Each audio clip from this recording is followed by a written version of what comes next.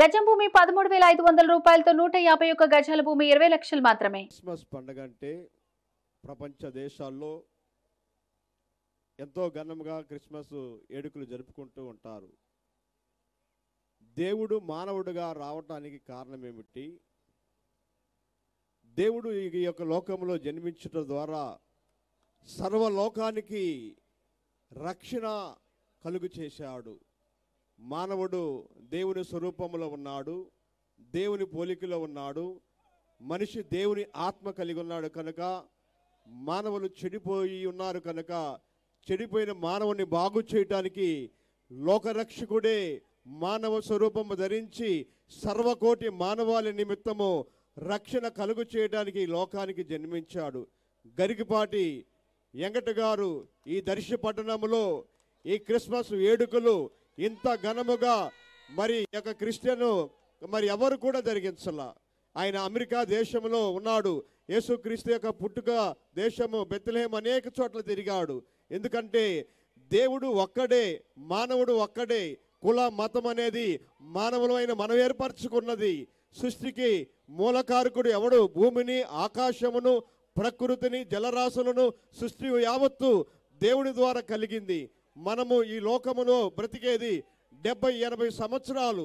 ఈ లోకములో నుండి ఆస్తులు అంతస్తులు ఏది కూడా మన వెంట రాదు. ఒక మంచి కార్యాలు, ఒక మంచి క్రియలు, ఒక మంచి ప్రవర్తన మన వెంట వెళుతుంది. ఈరోజు గరికపాటు గారు చేస్తున్న ఒక మంచి కార్యక్రమం ఏమిటంటే సెమీ క్రిస్మస్ వేడుక. అందరికీ సంతోషకరముగా దేవుడు లోకానికి రావటానికి కారణం ఏమిటంటే మనము ఈ లోకములో బ్రతికేది 70-80 సంవత్సరాలు. చనిపోయిన తర్వాత మానవుని యొక్క ఆత్మకు మరణము లేదు. రెండో మరణం ఉన్నది మానవుడికి. అగ్ని ఆరదు, పురుగు చావదు. అట్టి మరణము నుండి తప్పించడానికి యేసుక్రీస్తు లోకరక్షకుడిగా వచ్చాడు. ఎవరు ఆయన మాట విని ఆయన యందు విశ్వాసం ఉంచుతారో వారు నిత్య జీవానికి వారసులు. అంటే యేసుక్రీస్తు నేనే మార్గము, సత్యము, జీవమునై ఉన్నాను, నా ద్వారా తప్ప ఎవడు పరలోకములో ప్రవేశించడు. అంటే దేవుడు మంచిని కోరుకుంటాడు. మానవుడు చెడిపోయి ఉన్నాడంటే చూడండి, త్రాగుడు చెడ్డది ప్రేమిస్తాడు, మరి పాపము చెడ్డది ప్రేమిస్తాడు, సిగరెట్ చెడ్డది, పానుపురాగరు చెడ్డది. చెడుదాన్ని ఎందుకు ప్రేమిస్తున్నాడు అంటే మనిషి హృదయం చెడిపోయి ఉన్నది. ఈ చెడిపోయిన హృదయాన్ని బాగు చేయాలంటే డాక్టర్లు వ్యాధిని బాగు చేయలేరు, కానీ దేవుని వాక్యము మనల్ని బాగు చేస్తుంది. అందుకే ఈ క్రిస్మస్ వేడుక ఇంత ఘనముగా జరిగిస్తున్నాడంటే గరికపాటి యొక్క కుటుంబము వారి యొక్క జీవితంలో దేవుడు ఒక మనిషిని హెచ్చించాలన్నా, ఒక మనిషిని దీవించాలన్నా ఆయన కృప కావాలి, ఆయన ఆశీర్వాదం కావాలి, ఆయన అభివృద్ధి కావాలి. ఎవరు ఎడలంటే తన యందు ఎవరు విశ్వాసం ఉంచుతారో, తన ఈ మార్గములో ఎవరు కోరుకుంటారో, దేవుడు ఏమి కోరుకుంటున్నాడు?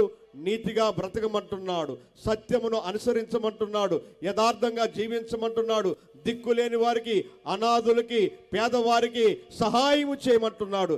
నిన్న పాస్టర్ గారికి 800 మందికి, పాస్టర్లమ్మకి, పాస్టర్ గారికి గరికపాటి వెంకట గారు ఘనముగా బట్టలు పంపిణీ చేశారు.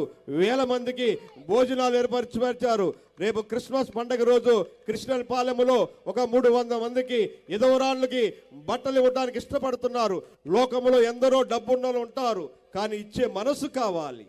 అట్టి మనసు మన గరికపాటి దగ్గర మనం చూస్తున్నాము. ఈ దర్శి పట్టణానికి మరి జనసేన పార్టీగా ఇన్ఛార్జిగా తీసుకున్నాడు.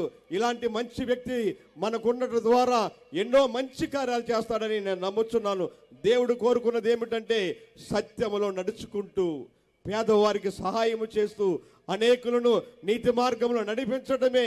లోకములో నుండి మనకి ఆస్తులు ఏది రాదు. ఈ యొక్క గరికపాటి వెంకట గారు చేస్తున్న ఈ మంచి కార్యాన్ని బట్టి పరలోకమున్న దేవుడు సంతోషపడతాడు. భూమి మీద ఉన్న మానవులైన మనము కూడా దేవుని మార్గంలో నడిచినట్లయితే పరలోకం వెళతాము. లోకములో మానవ జీవితం ఎలాంటిదంటే ఆవిరి వంటిది, నీటి బుడక లాంటిది.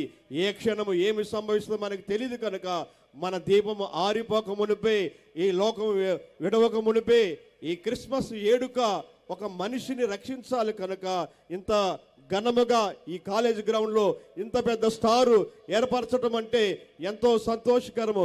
ఈ నక్షత్రం ఏమిటంటే యేసుక్రీస్తు పుట్టినరోజు నక్షత్రము ఆకాశంలో నిలిచినప్పుడు గొర్రెల కాపర్లందరూ ఆ నక్షత్రాన్ని చూసి వెంబడించారు. ఆ నక్షత్రము లోకానికి వెలుగై ఉన్నది. మానవుడు చీకటిలో ఉన్న మానవుడు ఎలుగు ఎద్దుకు రావాలని దేవుడు కోరుకుంటున్నాడు. ఇంత ఘనముగా ఈ యొక్క కార్యక్రమం జరిగిస్తున్నందుకు మేము సేవకునిగా, దైవ సేవకునిగా మేము సంతోషిస్తున్నాము. మరి గరికపాటి యొక్క కార్యక్రమం అన్నిటిలో కూడా ఇలాంటి మంచి కార్యాలు చేసి ప్రజల్లో అందరూ సమానముగా మానవత్వంగా బ్రతకటానికి దేవుడు కోరుకున్న మార్గంలో ఎప్పుడైతే మనం నడవగలుగుతామో దేవుని కృప, దేవుని దయ మరి గరికపాటి గారికి తోడుగా ఉంటుందని, అలాగే మా సేవకులు కూడా మేము కూడా ఆయనకు సహకరిస్తాం. ఎందుకంటే మంచిని కోరే వారిని మేము ప్రేమిస్తాం. మంచిగా అనేకుల్ని ఆదరించే వారిని మనం ప్రేమించడం. దేవుడు చెప్పాడు, లోకములో ఉన్నవారిని ప్రేమించటం కాదు, కానీ లేని వారిని, ఆకలిగా ఉన్న వారిని సహాయం చేయడం ద్వారా మనము నిజమైన పరలోకం అంటే ఎక్కడో లేదు, మన మధ్య ఉన్నది.